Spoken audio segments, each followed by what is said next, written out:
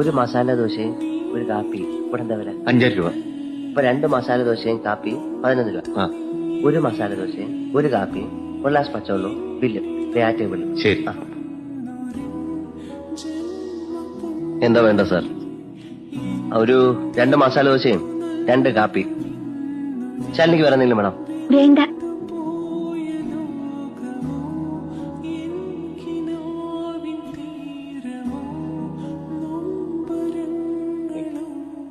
കഴിച്ചോളൂ.